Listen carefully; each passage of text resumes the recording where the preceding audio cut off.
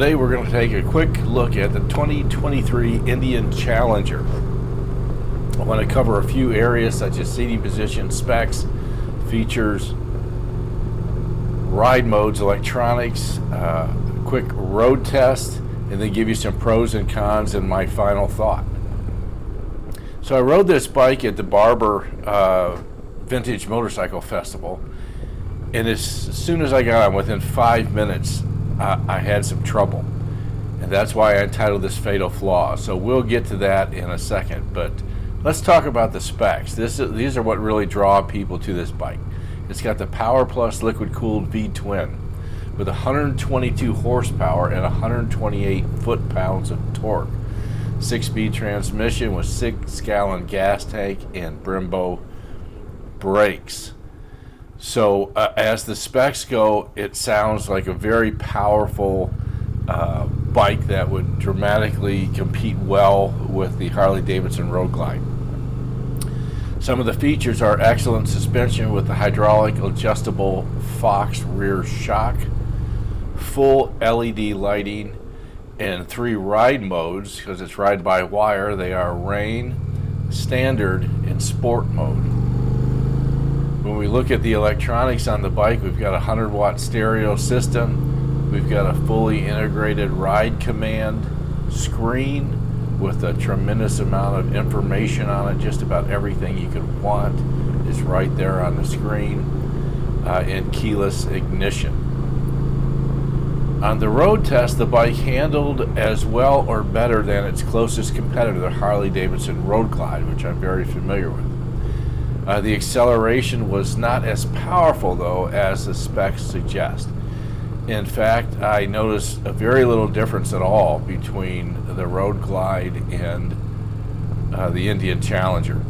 The controls were fairly easy to use, but the sun was reflecting off all the chrome and made it a little difficult at times to see what I was doing.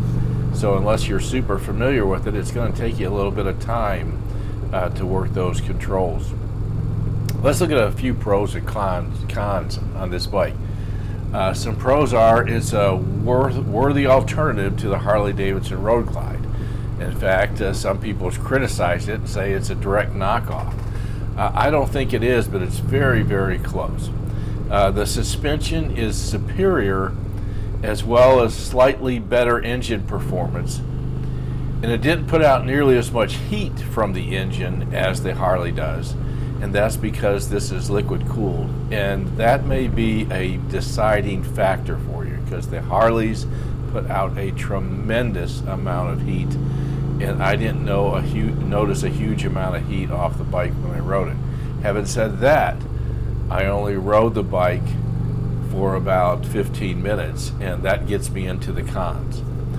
The cons were, I noticed right away, very wooden, non-progressive brakes. You have little feel and not great stopping power for such a heavy motorcycle. In fact, it wasn't confidence inspiring at all. I was quite frankly shocked at how hard I had to pull the brakes to stop the bike. I feel that was absolutely, completely inadequate. I don't know if there was something wrong with the brakes. There were no indicators that said so, but I found the braking extremely below par. Also, the fit and finish was not that great, especially the paint wasn't even close to the caliber and the standard that Harley-Davidson puts out. Some final thoughts on the bike, though. I don't see many Harley people moving over to this Indian. If you don't care for Harley or the culture, then this bike is certainly worth looking at. I wouldn't buy it without a backrest and possibly relocate the controls to the mids.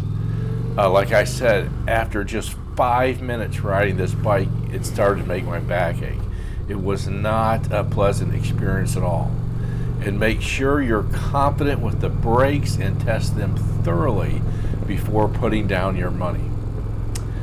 Thanks again. Be sure to subscribe, like, and leave a comment.